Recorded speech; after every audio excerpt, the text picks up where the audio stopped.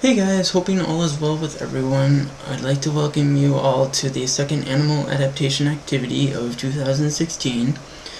So if you guys imagine that you are stranded on a deserted island, you're completely surrounded by nothing but ocean water. But you can't drink the water because it's too salty. If you were to drink the water, at the cellular level, osmosis would occur and you would start to dehydrate pretty quickly. To get rid of the salt out of your body would actually have to lose more pure water to compensate for it. So you would need something that you can make to turn salt water into pure water. This activity, we're actually also going to discuss how animals that live in marine water habitats, such as oceanic habitats and other saltwater environments, are able to adapt in being constantly surrounded by salt water and without dehydrating. This is what is known as a solar still. A still is anything that distills or purifies water. It does this through a combination of evaporation and turning water into a gas, then condensing it and turning it back into a liquid. When it evaporates, it leaves all the particles of salt behind. When it condenses, it turns back into pure water. What you need to make a solar still, you're going to need a couple supplies. A bowl, a container or a small glass, as long as the glass isn't taller than the bowl you're using. Some water, some salt, some tape, a spoon, a weight, a rock is pretty good for this experiment, some saran wrap. So what you want to do to make this still is, my still is going to be a solar still because it is generated by the sun. What's going to happen is the sun is going to heat up the bowl and in return heat up the water. The water is then going to evaporate and then condense and turn back into a liquid. So what you want to do first is make your saltwater solution. 3 tablespoons of salt is pretty good.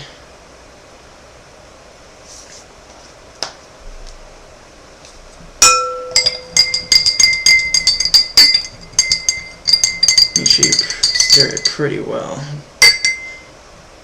Next, what you want to do is pour the water into the bowl.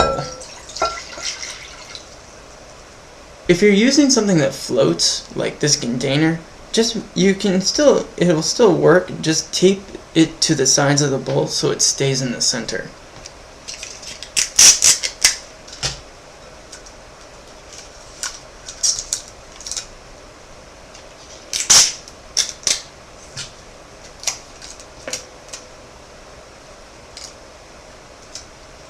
Perfect.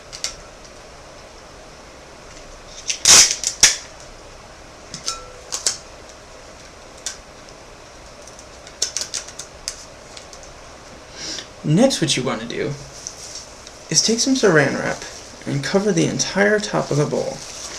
You want to make sure that you're covering the entire bowl.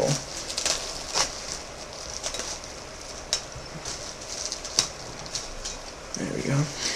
It may help if you use tape, just so it doesn't become loose or tear.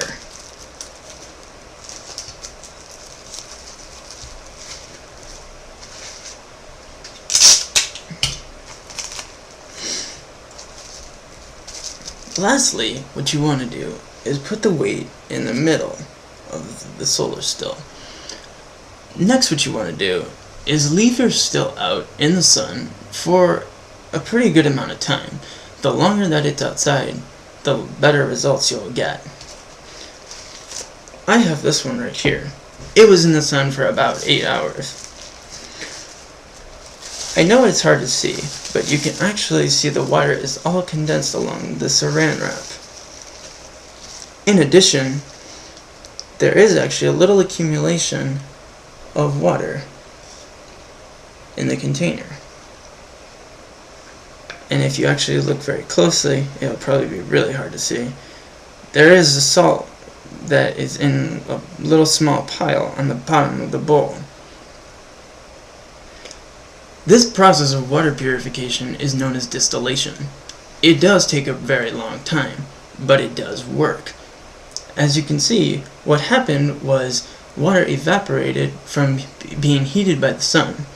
and as it evaporated, it left all of the particles of salt behind.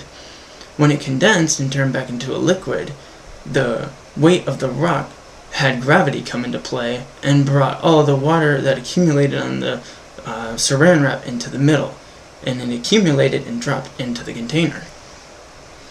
So how exactly do marine animals survive in oceanic and other saltwater environments without dehydrating and being completely surrounded by ocean water? Well, the truth is, they don't actually drink it.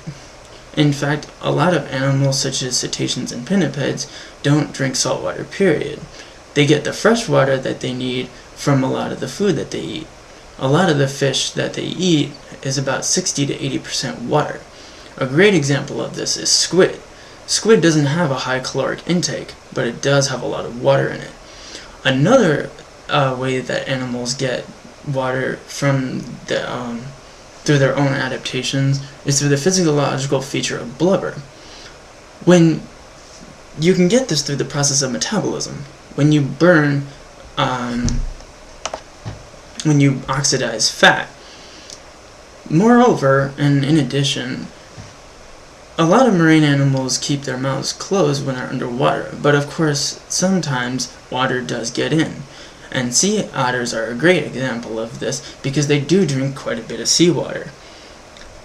They also eat a lot of invertebrates, which are quite salty and very high in protein. This means that they create a lot of urea, and through the process of salt and urea, nitrogen does take a lot of water. So they do drink a lot of water, and one of the keys that they're able to do this is through their kidneys. Marine animals actually have a very different kidney structure than that of land animals such as humans. And what it really comes down to is their ability to change the concentration to make it stronger in their urine than in seawater. So even though they don't do this all the time, they can, but it is actually not something that they have to do because they have much less salt in their system in the first place. One thing that is not very apparent, I guess, unless you were to read a biochemistry book, is that the process of metabolism creates a lot of water. When you burn sugar, you release enormous amounts of water. And this is because your muscles are burning a lot more energy. For example, when you're in the winter, if you're not wearing bundled up or weather appropriate clothing, you tend to shiver a lot. Or when you get out of the shower, you get what is known as goosebumps. This is your muscles tightening to try to stay warmer and maintain in homeostasis. So actually, another great example that is an adaptation that beluga whales have to control the amount of water that they take in is their ability to spit water. They're able to take in about a gallon of water into their mouths at one time and spit it out at very high velocities. So I hope you guys enjoyed this experiment. I think it's a great way to explain how animals survive in saltwater environments, and being able to explain how salt definitely plays a role in oceanic habitats. Another thing that you guys can also try if you wanted to change some of the parameters of this experiment is try something with like making a still with cola or orange juice instead of water. If you guys would like to try it, I hope you have a great week, and I hope to talk to you guys soon. Thanks for watching. Bye.